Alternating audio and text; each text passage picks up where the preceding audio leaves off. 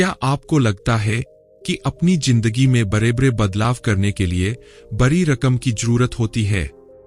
क्या आप भी सोचते हैं कि अमीर बनने के लिए हमें अपनी सारी छोटी छोटी खुशियों का त्याग करना पड़ता है?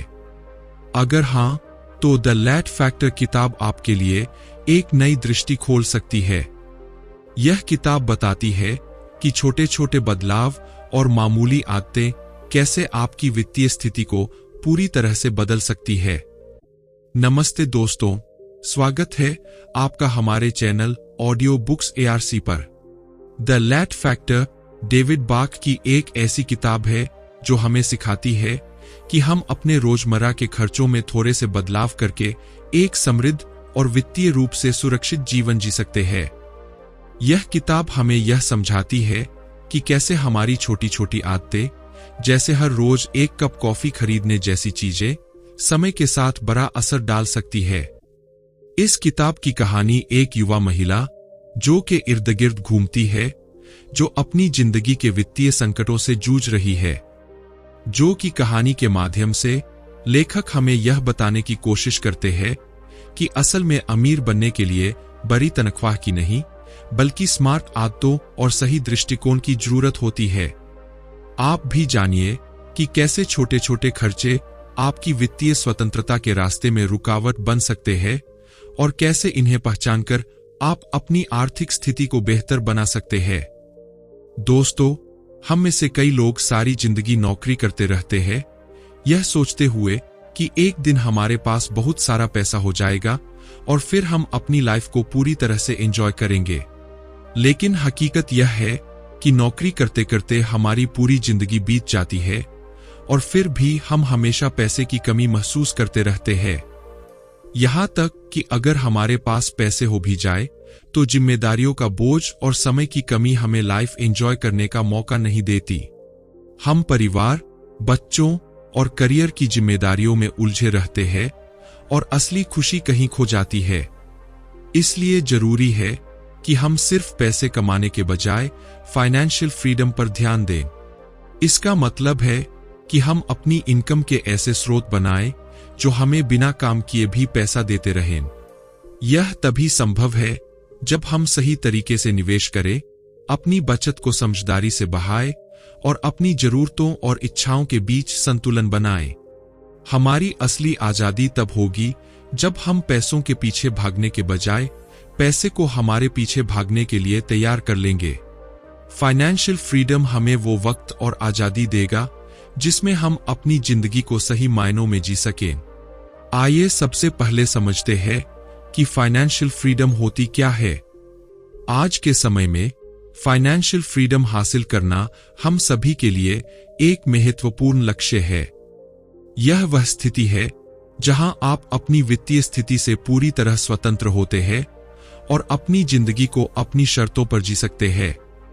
लेकिन फाइनेंशियल फ्रीडम का मतलब सिर्फ पैसे की भरमार होना नहीं है।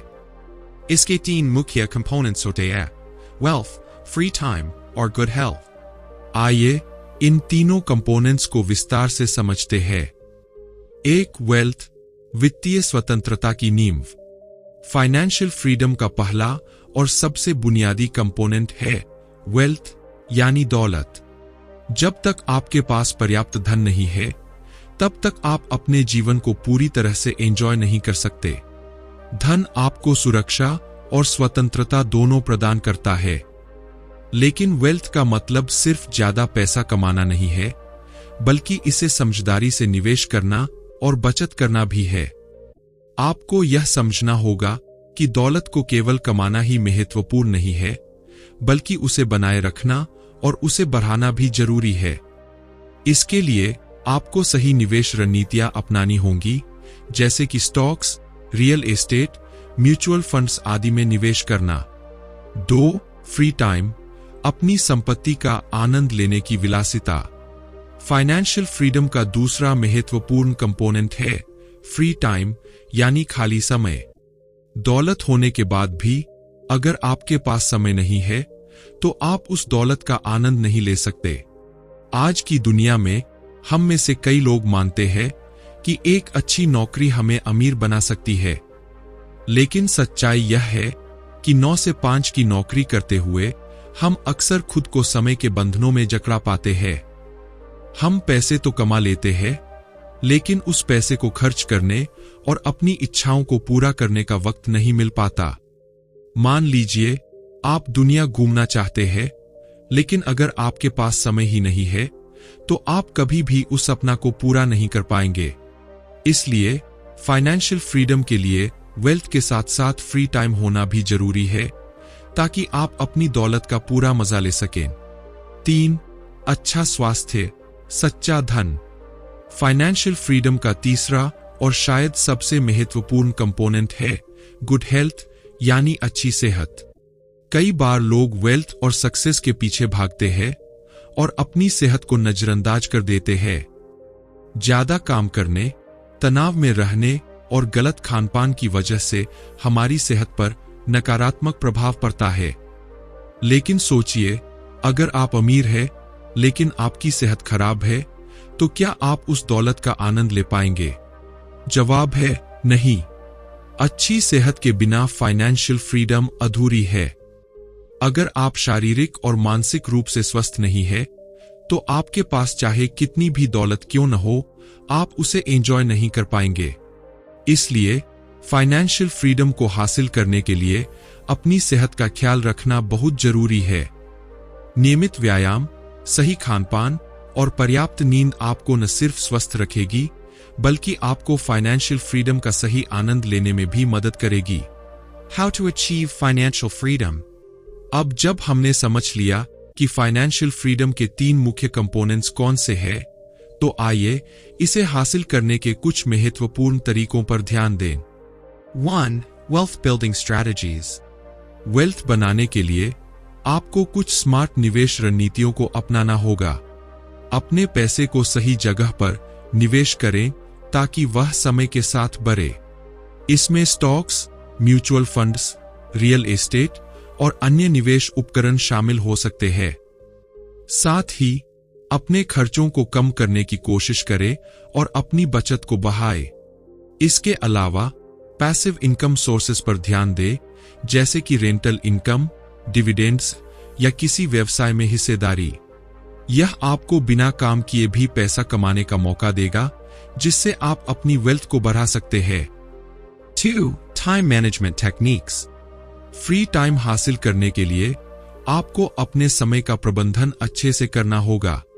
इसका मतलब है कि आपको अपने काम और जीवन के बीच संतुलन बनाना होगा। समय पर अपने लिए छुट्टियां लें और अपने प्रियजनों के साथ समय बिताएं। इसके अलावा डेलीगेशन और ऑटोमेशन का उपयोग करें। अगर आप एक व्यवसायी हैं, तो अपने काम को अन्य लोगों के साथ बांटें ताकि आपके पास खुद के लिए अधिक समय हो। इसी तरह टेक्नोलॉजी का उपयोग करके अपने काम को ऑटोमेट करें, जिससे आप अपनी प्रोडक्टिविटी बढ़ा सके और ज्यादा समय पा सकें। 3. Health and wellness practices. अच्छी सेहत के लिए अपने स्वास्थ्य पर ध्यान दें। नियमित व्यायाम करें, स्वस्थ आहार लें और पर्याप्त नींद पाएं। साथ ही मानसिक स्वास्थ्य का भी ख्याल रखें। तनाव को कम करने के लिए मेडिटेशन, योग या किसी अन्य मानसिक व्यायाम का सहारा लें। इसके अलावा अपने काम के प्रति भी संतुलित दृष्टिकोण अपनाएं। बहुत ज्यादा काम करने से बचें और जब भी जरूरी हो ब्रेक लें। यह न केवल आपकी सेहत को बेहतर बनाएगा, बल्कि आपकी प्रोडक्टिविटी को भी बढ़ाएगा। फाइनेंशियल फ्रीडम का मतलब सिर्फ अमीर बनना नहीं है, बल्कि यह एक ऐसा जीवन जीना है जहां आप अपनी दौलत, समय और सेहत का सही संतुलन बना सकें। यह एक ऐसी स्थिति है जहां आप अपनी जिंदगी के हर पहलू का पूरा आनंद ले सकते हैं, बिना किसी चिंता के। इसलिए वेल्थ, फ्री टाइम और गुड हेल्थ के तीनों कंपोनेंट्स को समान रूप से महत्वपूर्ण मानें। इन्हें प्राप्त करने के लिए स्मार्ट इन्वेस्टमेंट, टाइम मैनेजमेंट और हेल्थी लिविंग पर ध्यान दें। जब आप इन तीनों में संतुलन बना पाएंगे, तभी आप असली फाइनेंशियल फ्रीडम का आनंद ले पाएंगे। दोस्तों, फाइनेंशियल फ्रीडम को प्राप्त करना कोई असंभव काम नहीं है।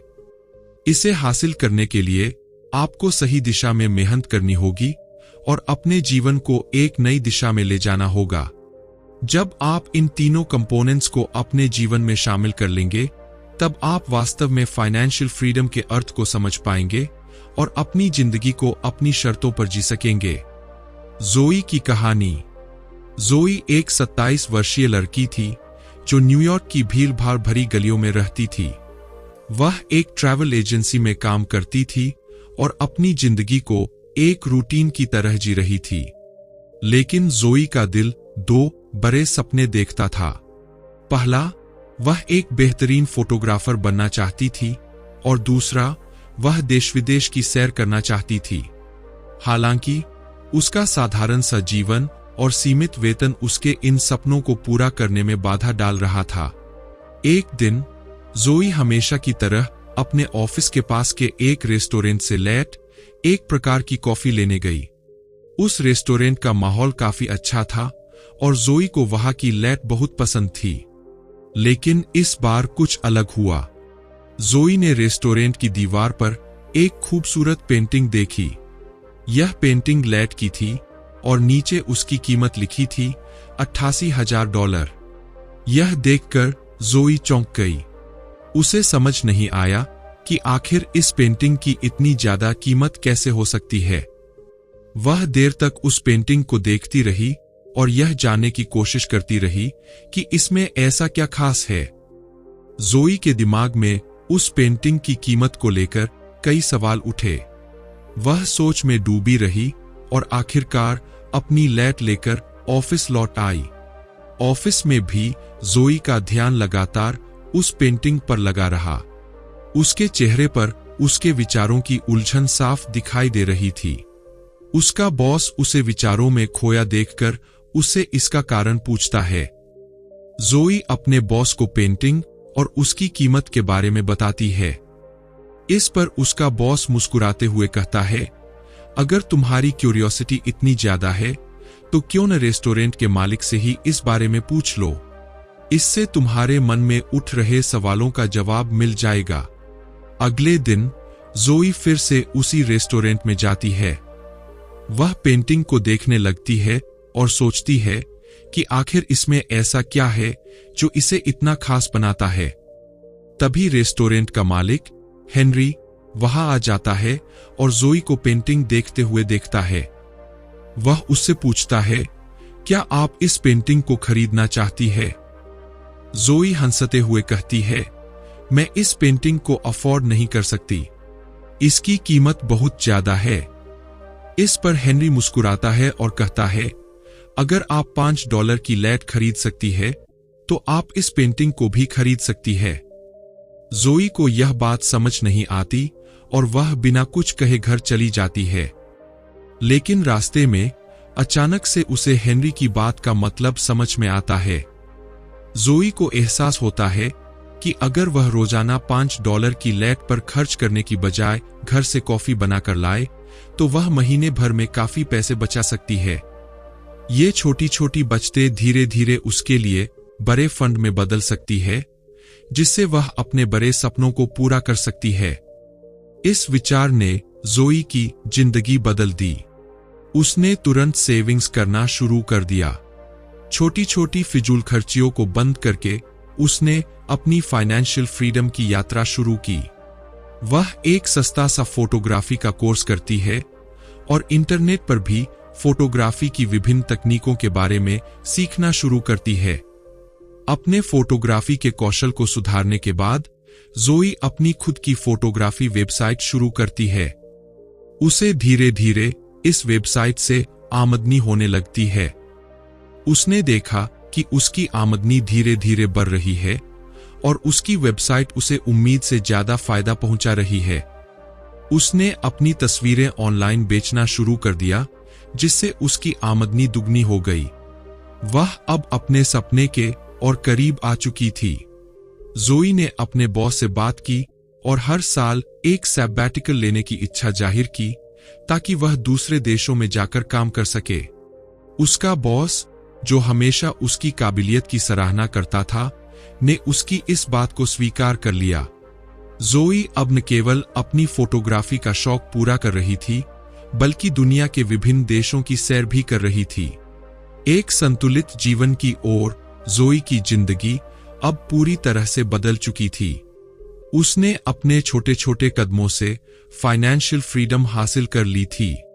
उसने सीखा कि बड़ी चीजें हमेशा बड़े खर्चों की मांग नहीं करती। कभी कभी छोटी छोटी बचतें ही हमें बड़ी सफलताएं दिला सकती है।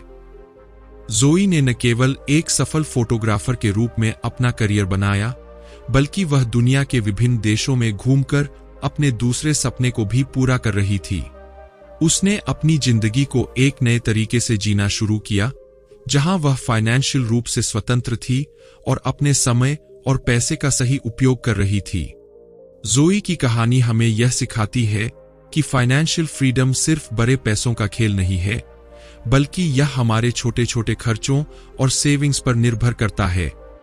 अगर हम अपनी फिजूल खर्चियों पर नियंत्रण रख सकते हैं और समझदारी से अपने पैसे का निवेश कर सकते हैं, तो हम भी जोई की तरह अपने बड़े सपनों को साकार कर सकते हैं। इस कहानी से हमें यह भी सीखने को मिलता है कि जिंदगी में बड़े बदलाव लाने के लिए हमें बड़ी चीजों की जरूरत नहीं होती, बल्कि छोटी छोटी आदतें ही हमारी जिंदगी को बदल सकती है। जोई ने एक छोटे से लैट की कीमत में बचत करके अपनी फाइनेंशियल फ्रीडम की यात्रा शुरू की और अपने सपनों को पूरा किया। अब यह आपके ऊपर है कि आप भी अपनी जिंदगी में छोटे छोटे बदलाव लाकर अपने सपनों को साकार करें। फाइनेंशियल स्ट्रैटेजीज किताब के इस भाग में लेखक फाइनेंशियल फ्रीडम यानी आर्थिक स्वतंत्रता पाने के लिए एक सटीक रणनीति की जरूरत पर जोर देते हैं। इस रणनीति के कई महत्वपूर्ण पहलू हैं, जिनमें से कुछ प्रमुख चरण निम्नलिखित है। 1. पे योरसेल्फ, खुद को भुगतान करें। लेखक का सबसे पहला और महत्वपूर्ण सुझाव है कि हमें अपनी मेहनत की कमाई से पहले खुद को भुगतान करना चाहिए।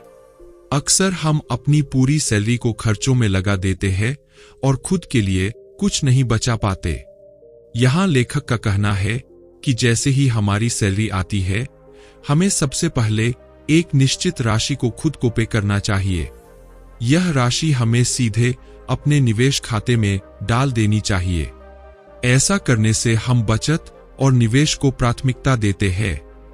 खुद को पे न करने पर हम अपनी सारी कमाई को खर्च कर देते हैं और अंत में हमारे पास कुछ भी बचा नहीं रहता। इस सरल कदम से हम अपने भविष्य के लिए एक मजबूत वित्तीय आधार तैयार कर सकते हैं। और पावर ऑफ कंपाउंडिंग, चक्रवृद्धि ब्याज की शक्ति। लेखक चक्रवृद्धि ब्याज की शक्ति को समझने और इसका लाभ उठाने पर जोर देते हैं। साधारण ब्याज, सिंपल इंटरेस्ट की तुलना में चक्रवृद्धि ब्याज, कंपाउंड इंटरेस्ट, कहीं अधिक फायदेमंद होता है। साधारण ब्याज में ब्याज केवल मूलधन, प्रिंसिपल अमाउंट पर ही मिलता है, जबकि चक्रवृद्धि ब्याज में ब्याज भी ब्याज पर मिलता है, जिससे आपका पैसा तेजी से बढ़ता है। उदाहरण के लिए, अगर आपने 1000 रुपये जमा किए और उस पर आपको 100 रुपये ब्याज मिलता है, तो साधारण ब्याज में अगली बार भी आपको 1000 रुपये पर ही ब्याज मिलेगा, जबकि चक्रवृद्धि ब्याज में अगली बार आपको 1100 रुपये पर ब्याज मिलेगा। इसी वजह से जिन लोगों को यह चक्रवृद्धि ब्याज का रहस्य समझ में आ जाता है, वे समय के साथ करोड़पति बन जाते हैं। वहीं जो लोग इस तथ्य से अनजान रहते हैं, वे अपनी मेहनत की कमाई को साधारण ब्याज पर ही छोड़ देते हैं और अपने पैसे की शक्ति को पूरी तरह से नहीं समझ पाते। इंडिया में पीपीएफ, पब्लिक प्रोविडेंट फंड, एक ऐसा खाता है जहां पर चक्रवृद्धि ब्याज मिलता है। इसके अलावा सेविंग्स अकाउंट में कम ब्याज मिलने के बजाय हमें एफडी, फिक्स्ड डिपॉजिट करवानी चाहिए, जहां बेहतर ब्याज दर मिलती है। फ्लेक्सी अकाउंट जैसी सुविधाओं का भी लाभ उठाना चाहिए, जिससे आपके खाते की सीमा से अधिक पैसे खुद ब खुद एफडी में बदलते रहें और आपको अधिक ब्याज मिलता रहे। 3. कट एक्सपेंसेस, अनावश्यक खर्चों में कटौती। लेखक यह भी कहते हैं कि हमें अपने अनावश्यक खर्चों में कटौती करनी चाहिए। उदाहरण के तौर पर, जोई ने अपनी लेट पीने की आदत को कम कर दिया था, जिससे वह पैसा बचा पाई थी। हम भी अपने फालतू खर्चों को नियंत्रित कर सकते हैं। उदाहरण के लिए, हर दिन महंगे रेस्टोरेंट में खाना खाने के बजाय हम घर पर ही खाना बना सकते हैं। इससे न केवल हमारा पैसा बचेगा, बल्कि हम सेहतमंद भी रहेंगे। महंगे ब्रांडेड कपड़े खरीदने के बजाय हम साधारण लेकिन अच्छे कपड़े पहन सकते हैं, जो देखने में उतने ही आकर्षक होते हैं।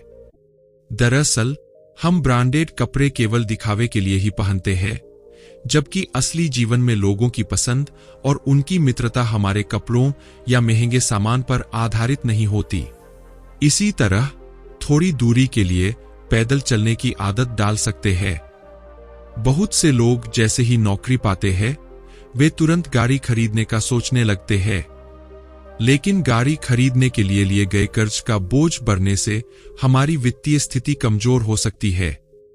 इसके बजाय अगर हम पब्लिक ट्रांसपोर्ट का इस्तेमाल करें तो हम काफी पैसा बचा सकते हैं। अगर गाड़ी खरीदने के लिए 5 लाख रुपए कर्ज लेने के बजाय वही पैसा एफडी में निवेश किया जाए, तो उस पर मिलने वाले ब्याज से हम अपनी आमदनी बढ़ा सकते हैं। जब हम 5 लाख रुपए को 10 लाख तक बढ़ा ले, तब बिना कर्ज लिए गाड़ी खरीद सकते हैं, जिससे हमें वित्तीय स्वतंत्रता का अनुभव होगा। फाइनेंशियल फ्रीडम की ओर कदम बढ़ाना। लेखक का कहना है कि जब हम इन छोटे छोटे कदमों को सही तरीके से अपनाते हैं, तो हम धीरे धीरे फाइनेंशियल फ्रीडम की ओर बढ़ सकते हैं। हम अपने जीवन में बदलाव लाकर उन चीजों से दूर हो सकते हैं जो हमें केवल दिखावे और अनावश्यक खर्चों में उलझाए रखती है। जब हम इस तरह के वित्तीय प्रबंधन के महत्व को समझ जाते हैं और इसे अपनी जीवन शैली का हिस्सा बना लेते हैं, तब हम फाइनेंशियल फ्रीडम के अपने लक्ष्य को प्राप्त कर सकते हैं। इस तरह न केवल हमारी वित्तीय स्थिति बेहतर होगी, बल्कि हम अपने सपनों और लक्ष्यों की ओर एक मजबूत और सुरक्षित कदम बढ़ा सकेंगे। किताब के इस अगले भाग में लेखक हमारे जीवन में पावर ऑफ ऑटोमेशन की ताकत को समझने और उसे अपनाने पर जोर देते हैं। इसके साथ ही वे बताते हैं कि हमें पैसे की प्रतीक्षा किए बिना अपने जीवन का आनंद आज ही लेना चाहिए। आइए इन दोनों महत्वपूर्ण विषयों को विस्तार से समझते हैं। पावर ऑफ ऑटोमेशन, ऑटोमेशन की शक्ति। लेखक का मानना है कि हमें अपनी जिंदगी में ऑटोमेशन लाना चाहिए। इसका मतलब है कि हमारा काम बिना हमारी सक्रिय भागीदारी के अपने आप चलता रहे। यह आधुनिक तकनीक का एक अद्भुत उपयोग है जो हमें जीवन को अधिक सुगम और आसान बना सकता है। उदाहरण के लिए, नेटफ्लिक्स एक बेहतरीन उदाहरण है। नेटफ्लिक्स में सब कुछ ऑटोमेटिक होता है। आपकी सदस्यता की फीस अपने आप कट जाती है, आपको ईमेल नोटिफिकेशन मिलते हैं और आप बिना किसी अतिरिक्त प्रयास के फिल्में या वेब सीरीज देख पाते हैं। यहां कोई व्यक्ति बैठकर यह सब नहीं कर रहा होता, सब कुछ पूरी तरह से ऑटोमेटेड है। इसी तरह हमारे फोन रिचार्ज, बिल भुगतान और अन्य दैनिक कार्य भी अब ऑटोमेशन के जरिए आसानी से हो सकते हैं। इससे न केवल हमारा समय बचता है, बल्कि हमें अपने जीवन का बेहतर तरीके से आनंद लेने का मौका भी मिलता है। ऑटोमेशन का फायदा यह है कि यह हमें फ्री टाइम देता है, जो हम अपनी रुचियों, शौक और जीवन के अन्य महत्वपूर्ण पहलुओं पर ध्यान देने के लिए इस्तेमाल कर सकते हैं। आप भी इस ऑटोमेशन का लाभ उठा सकते हैं। उदाहरण के लिए, बैंकों के अधिकांश काम अब नेट बैंकिंग के जरिए घर बैठे किए जा सकते हैं। अब आपको बैंक में लंबी कतारों में खड़े होने की जरूरत नहीं है। इस तरह आपका समय बचेगा और आप उस समय का उपयोग अपनी पसंद की गतिविधियों के लिए कर सकते हैं।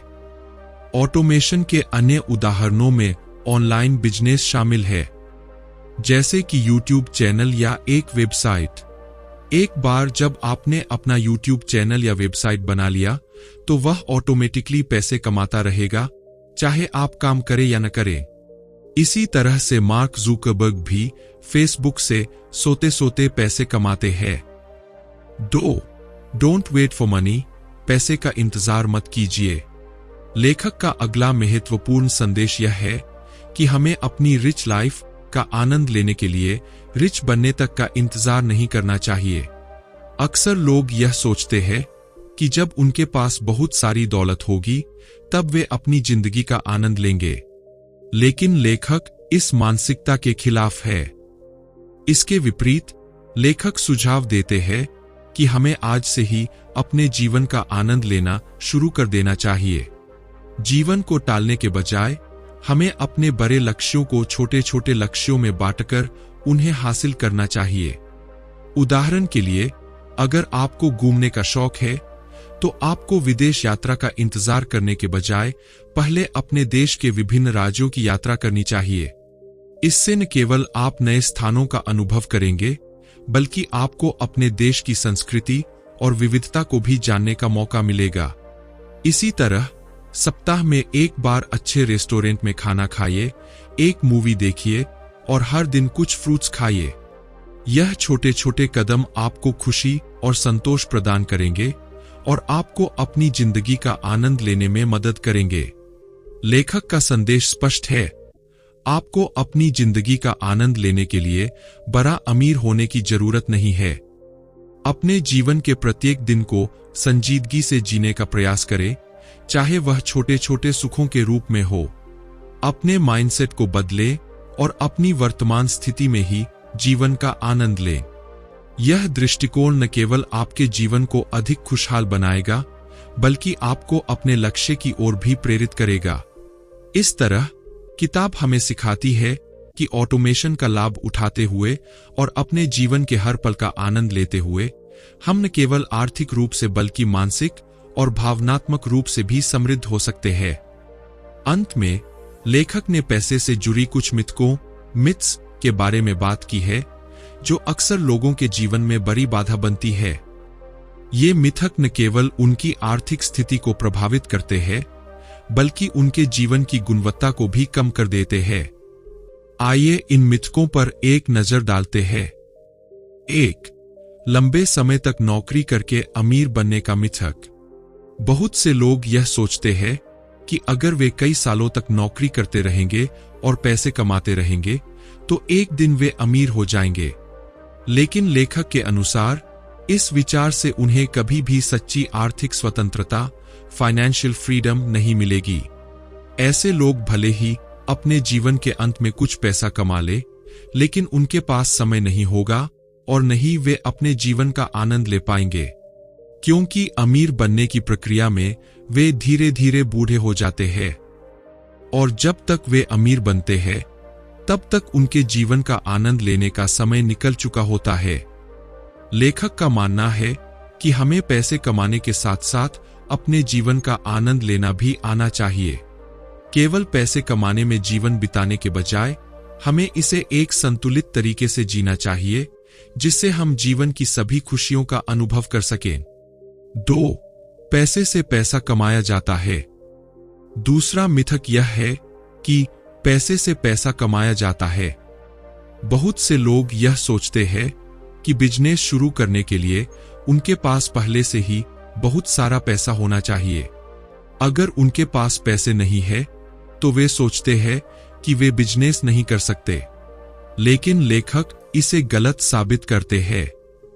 दुनिया में कई उदाहरण हैं जहां लोगों ने बिना पैसे के भी बिजनेस शुरू किया और आज वे अरबपति बन चुके हैं। ओयो के मालिक रितेश अग्रवाल इसका एक बेहतरीन उदाहरण है। उनके पास खुद का पैसा नहीं था, लेकिन उन्होंने दूसरों के होटलों का उपयोग करके अपना बिजनेस स्थापित किया। उन्होंने एंजल निवेशकों, एंजल इन्वेस्टर्स और वेंचर कैपिटलिस्ट्स से फंड जुटाया और अपने बिजनेस को सफल बनाया। इसी तरह बहुत से लोग फ्री में अपना यूट्यूब चैनल शुरू करते हैं और उससे लाखों करोड़ों की कमाई करते हैं। इसलिए इस मिथक को अपने दिमाग से निकाल दीजिए कि बिजनेस शुरू करने के लिए आपको बहुत सारा पैसा चाहिए। शुरुआत में एक छोटा बिजनेस शुरू करें और उसे धीरे धीरे बढ़ाएं। 3. दोस्तों पर भरोसा करने का मिथक। तीसरा मिथक यह है कि अगर आपका पैसा खत्म हो जाएगा तो आपके दोस्त आपकी मदद जरूर करेंगे। लेकिन लेखक इसे भी एक बड़ा झूठ मानते हैं।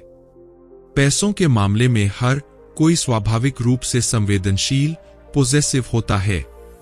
पैसा किसी की भी खून पसीने की कमाई होती है और कोई भी आसानी से अपना पैसा दूसरों को देने के लिए तैयार नहीं होता।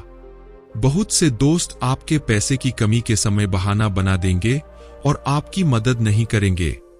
यह मानव स्वभाव का हिस्सा है।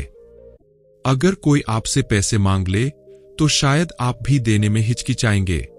इसलिए लेखक सुझाव देते हैं कि हमें अपनी आर्थिक स्वतंत्रता, फाइनेंशियल फ्रीडम प्राप्त करने की कोशिश करनी चाहिए ताकि हमें कभी भी दूसरों से पैसे मांगने की जरूरत न पड़े। लेखक हमें ये सिखाते हैं कि इन मिथकों पर विश्वास करके हम अपनी जिंदगी को मुश्किल बना लेते हैं। हमें अपने जीवन को सही दिशा में ले जाने के लिए इन झूठे विश्वासों को त्यागना चाहिए। हमें यह समझना चाहिए कि लंबी नौकरी से, पैसे से पैसा कमाने की सोच से और दूसरों पर आर्थिक रूप से निर्भर रहने से कभी भी सच्ची आर्थिक स्वतंत्रता नहीं मिल सकती।